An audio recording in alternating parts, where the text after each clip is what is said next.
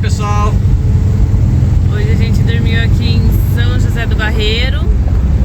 Muito gostoso, uma cidade linda, aparentemente. Aí agora a gente tá seguindo aquela picape preta, porque a gente vai fazer um passeio por uma fazenda de café e o Clube dos 200. A gente vai deixar todas as informações do guia turístico daqui, né, que a gente achou bem interessante o passeio. E como faz tempo que a gente não faz vídeo pro canal, não gera conteúdo, a gente vai mostrar um pouquinho dessa aventura, contar um pouquinho sobre os nossos planos pra Combinha. E segue com a gente. Nossa, a cidade é linda. Gente, tá muito frio em São José dos Campos nessa época. E aqui tá muito gostoso. Dá um sol gostoso, assim, sabe? Então é muito lindo.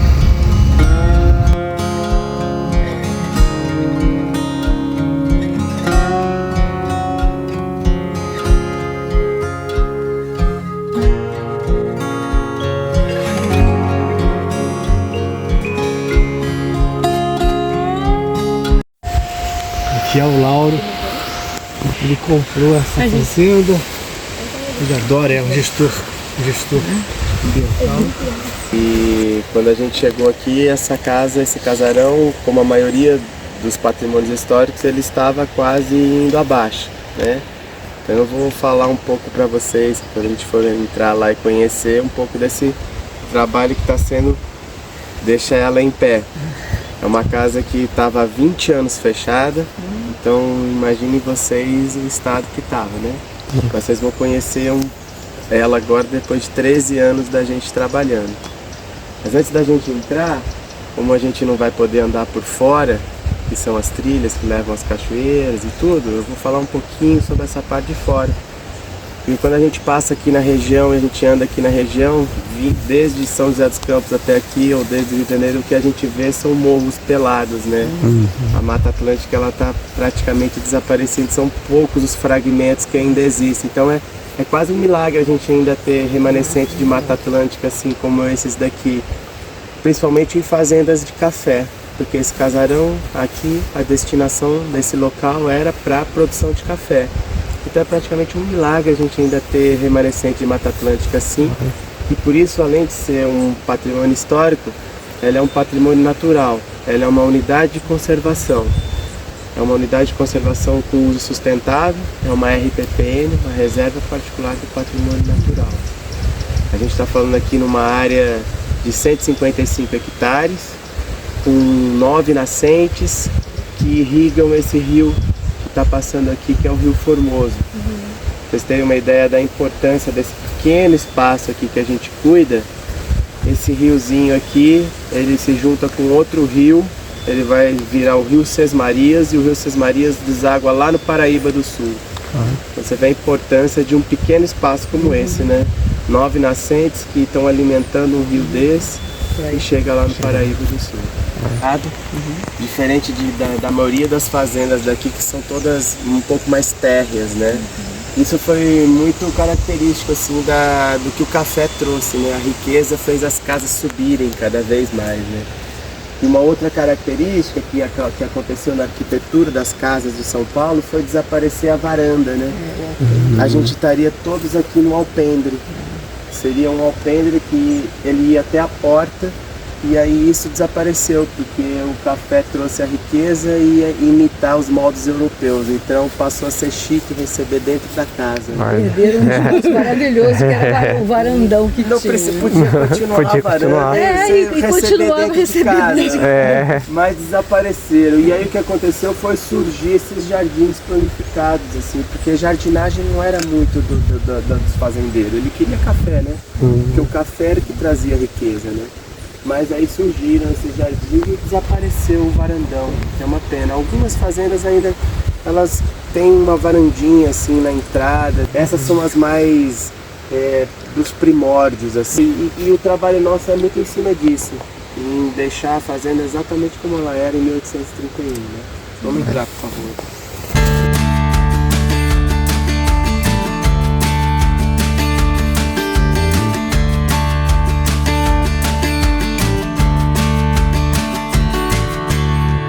A mão que me bateu no... É isso é uma aldrava. Aldrava. É. As aldravas, elas eram muito características nas casas urbanas, né? Porque as casas urbanas, você batendo assim é mais fácil.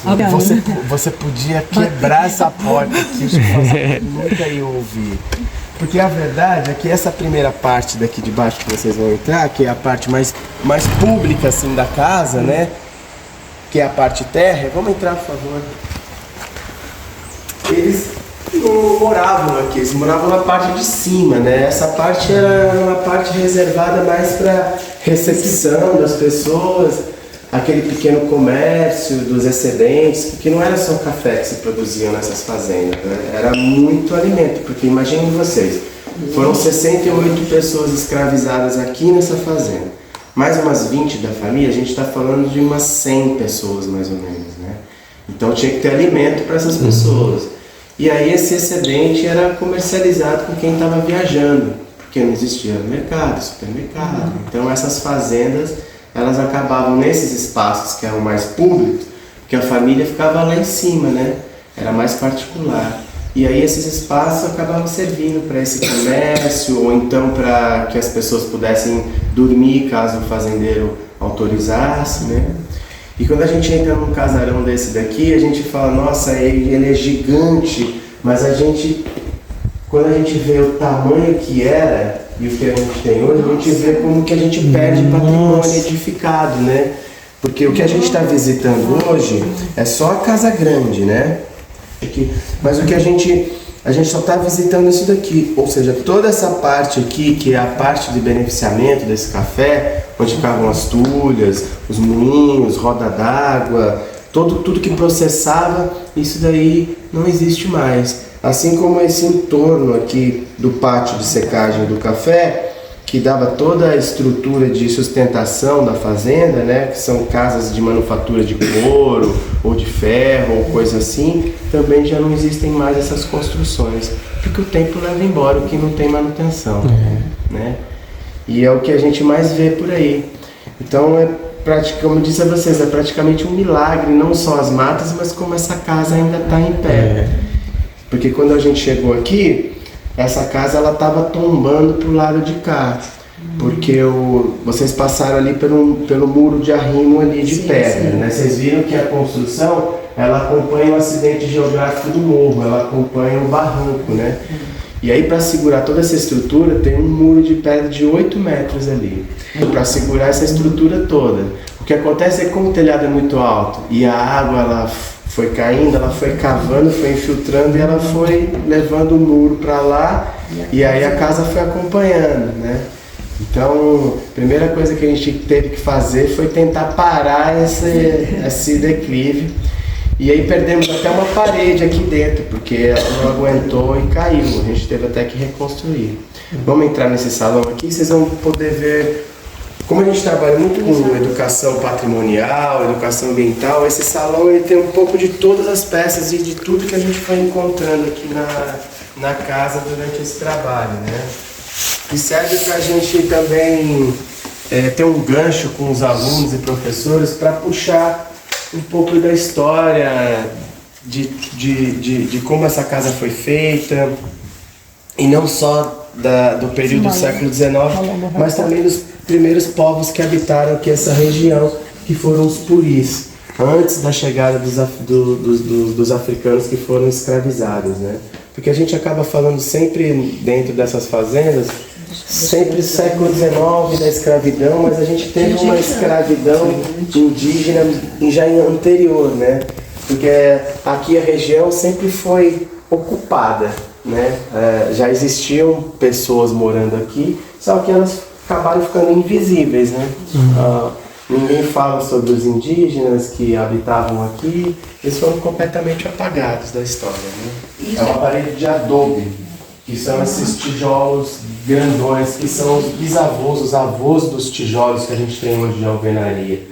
São esse tipo de construção que sustenta toda essa madeira pesada que vocês estão vendo aqui em cima.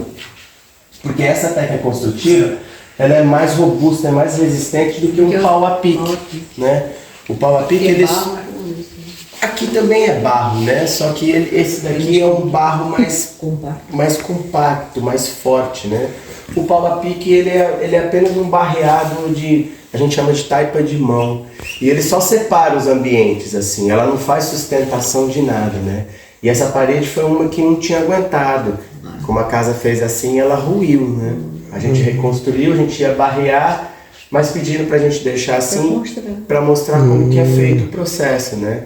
Porque aqui a gente vê uma técnica construtiva, que é o adobe, uma segunda, que é o pau a pique, e uma pilastra de alcantaria em pedra. É isso que eu ia perguntar, essas pilastras são de pedra. Algumas sim, essa por exemplo não. Madeira. É madeira, né? Essa daqui já é uma posterior, eles fizeram depois. Que provavelmente devia existir uma outra aqui, né? E aí depois eles fizeram isso, provavelmente nos anos 50, por aí, que já é toda de concreto e tal, para segurar mais a sustentação. Mas a gente está pisando em verdadeiras lajes de pedra embaixo desse piso vermelho aqui, que é o que vocês viram na calçada ali fora, né? Mas são essas as 3 técnicas construtivas que tem aqui nesse casarão e que fez com que essa casa ainda ficasse em pé. Porque tudo que vocês viram ali de estrutura que sumiu era pau a pique e telhado de sapê. E se você não tem uma manutenção aí vai embora, né? A chuva tirando o O tempo leva. A gente costuma dizer que na roça uma boa casa ela tem que ter um bom chapéu e uma boa galocha, né? Porque se o telhado não tiver bom e a parte de baixo não tiver bom, vai embora, né? Tudo que foi construído desse casarão é o que estava à sua volta. Então, assim, você vê madeiras como essa e a gente vê até os entalhes, né? Porque como não existia ainda serras, tudo foi talhado no machado. E elas estão até hoje, assim, sem cupim, porque eram madeiras de lei. E aqui elas estão bem preservadas. Você vê que quase não pega, para uma casa de quase 200 anos, ela está assim com essas madeiras assim, é porque realmente, né? Eu tenho certeza que vocês já, em todo o centro histórico que vocês já viajaram, vocês já devem ter escutado que as telhas eram feitas nas coxas, né? E isso, assim, são coisas que elas vão caminhando na história e é aceito, né? Porque um guia vai contando e ele nem sabe. A história parece bonitinha, mas eu já acho um pouco pejorativo, porque se você está visitando um casarão desse tamanho, lindo desse, que foi construído por mãos escravizadas, com saberes escravizados, você falar que o trabalho dele é feito nas coxas, é mal feito, é muita sacanagem, né? Mas falta exercitar um pouco o cérebro, porque quando a gente coloca uma telha dessa aqui nas coxas, a gente vê que falta muita coxa, né? Muita coxa. E aí, para que se você faz uma regra de 3 matemática, aqui a gente vê que uma pessoa, para ter uma coxa desse tamanho, ela tinha que ter 3,85 m. Tinha que ter muita coxa. Então, assim, só nessa simples, né, aproximação e tudo, a gente já desmistifica essa lenda. Mas isso ocorreu, e isso é contado em qualquer centro histórico, Paraty, Tiradentes, porque o molde que fazia isso daqui, que é o ganapo, ele desapareceu. Isso aqui é um ganapo. Ele é um molde para que essas telhas eram feitas, né? E não eram feitas nas coxas, né? Só que acontece, como isso daqui era feito geralmente de madeira, uma madeira branca, uma madeira que não é de lei, para você conseguir fazer esse torneado e tudo mais, depois que você usava muito isso daqui, porque o barro ficava molhando isso daqui, ele ia amolecendo essa madeira, né? Ele ia deixando ela cada vez mais podre. Então, essa peça desapareceu. Dificilmente você vai encontrar um ganapo. Até mesmo na internet é difícil você conseguir informações a respeito dessa peça, né? O que eu sei é que a grande concentração dessas peças está no IFAM. E eu não entendo porque porque eles deviam deixar para cada centro histórico para que essa lenda parasse de ser disseminada. Porque eu sei, porque eu fui no escritório do IFAM, porque como a gente faz pinturas, a gente faz tinta com terras, e a gente queria saber se realmente a gente estava no caminho certo. quando eu entrei no escritório de fã, tinha uma mesa e uma prateleira atrás, assim, uma parede com várias dessas aqui, né? E foi o único lugar que eu vi. Olha aqui embaixo, ó. Você vê que tem as lajes de pedra ainda, né? As cadeiras de estudo. As lajes de pedra, elas então embaixo desse piso vermelho são essas lajes de pedra, principalmente na base. Por que isso? Porque as madeiras, né, se elas ficassem em contato com a terra, elas iam apodrecer facilmente, né?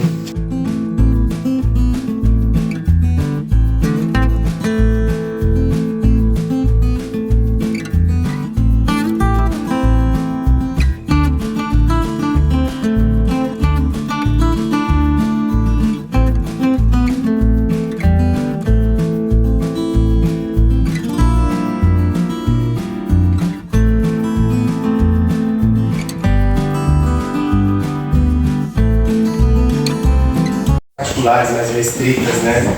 Porque numa casa térrea, dificilmente você consegue manter a privacidade da família. Agora, num casarão de 2 andares, as pessoas fechou essa porta lá embaixo e você está intocável. E outra, a casa, quando a gente olha para lá, a gente vê que ela continua para lá, né? A casa, ela se estende. Por quê? Porque a família mesmo, ela ficava dessa porta para lá. Aqui eram somente os convidados, que jantavam aqui, dormiam nesses quartos, tinham um oratório à disposição, né? Ou seja, aqui é um ambiente particular, mas ali ainda está mais particular em privacidade. A gente está no 2º andar, então o que aconteceu nesse ambiente, por exemplo? Quando eu cheguei aqui nessa casa, uma das coisas que eu fiquei pensando foi, essas casas, esses casarões sempre foram decorados com pinturas, né?